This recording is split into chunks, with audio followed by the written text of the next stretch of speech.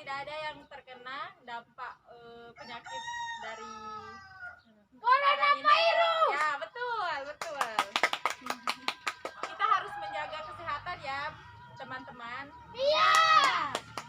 Nama saya Ririn Septiana. Di sini saya akan menjelaskan tentang memahami hakikat dari musibah. Mohon maaf ya, saya menggunakan teks, soalnya agak lihat dari panduan. Iya, tidak apa-apa. Memahami hakikat musibah. Dalam konsep Islam, musibah atau lebih-lebih wabah merupakan ketetapan atau terakhir Allah semata. Katakanlah, tiada satupun musibah yang menimpa kami melainkan apa yang telah Allah terapkan buat kami. Dialah pelindung kami dan kepada Allah semata hendaknya orang yang beriman itu tersendiri. Dan takdir itu adalah kebaikan. Karena Allah tidak pernah menetapkan takdir kecuali kebaikan. Kalaupun ada istilah takdir buruk, itu bukan hakikat takdir yang buruk. Tetapi yang disarankan orang yang mengalami takdir saja yang buruk. Bukankah ada sebuah ungkapan di balik setiap musibah selalu ada hikmah? Ya kak? Iya. Bahkan ada ungkapan lain, musibah bagi seorang seringkali merupakan karunia bagi orang lain. Itu yang pertama. Yang kedua, seorang mukmin mendapatkan musibah, maka dia harus introspeksi diri. Apa kira-kira dosa saya sehingga Allah menimpahkan musibah seperti ini?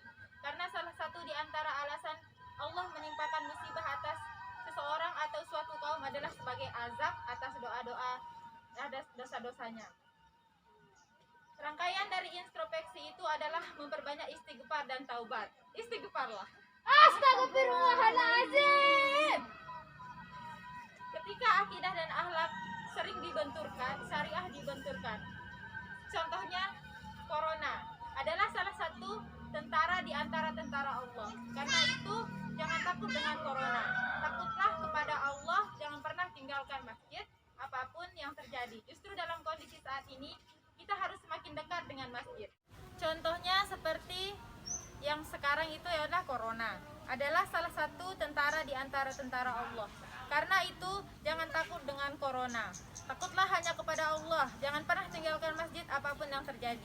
Justru dalam kondisi seperti saat ini, kita harus semakin dekat dengan masjid. Mari kita makmurkan atau ramaikan masjid. Betul? Betul.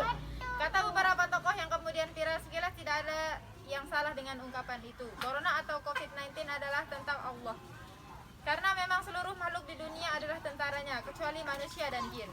Sebagian ada yang menjadi tentara Allah, sebagian lagi menjadi tentara syaitan. Benar juga bahwa secara istiqadi kita tidak boleh takut kepada Allah, begitu juga kemakmuran masjid.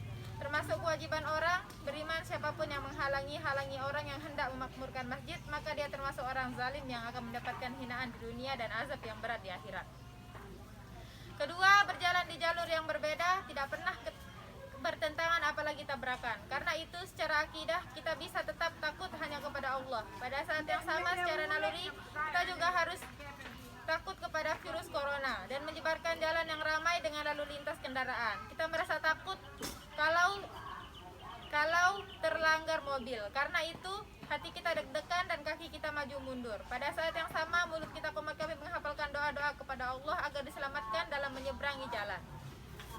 Ketika jamaah yang terakhir yaitu ketika jamaah 5 waktu dan Jumat ditiadakan, termasuk dalam wilayah fikih, ini adalah pelaksanaan sholat jamaah 5 waktu, sholat Jumat atau secara umum kemakmuran masjid dalam situasi ancaman adanya wabah. Para ulama sepakat bahwa ketika wabah melanda suatu daerah maka jamaah sholat 5 waktu boleh, bahkan pada kondisi tertentu wajib ditiadakan. Dan umat Islam diminta sholat wajib di rumah masing-masing. Bahkan sholat Jumat pun menjadi wajib. Bahkan bisa tidak boleh. Cukup dengan sholat zuhur di rumah masing-masing. Apalagi sholat tarawih dan idul fitri yang hukumnya sunnah. Apalagi sekedar mudik atau silaturahmi lebaran atau halal bihalal yang hukumnya hanya mubah. Hanya saja untuk menetapkan suatu wilayah atau daerah di suatu kondisi darurat, wabah atau belum, di sini terjadi perbedaan pendapat. Bisa jadi di suatu wilayah. Hanya itu yang bisa saya sampaikan. Wabillahi taufiq wal hidayah. Wassalamualaikum warahmatullahi wabarakatuh. Saya. Apakah orang yang pergi ke masjid yang untuk mencari pahala dibolehkan apa tidak?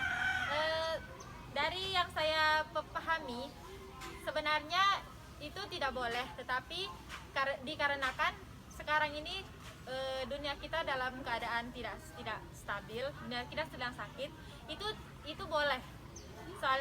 Soalnya kan sekarang kita lagi corona. Nanti kalau misalkan ada orang yang datang bersama-sama ke masjid, terus nanti orang itu terkena juga sesama temannya. Ya, Mengerti? mengerti. Apakah ada pertanyaan lagi? Tidak ada.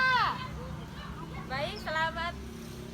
Sekian dan terima kasih. Wabillahi taufiq wal hidayah. Wassalamualaikum warahmatullahi wabarakatuh. Waalaikumsalam.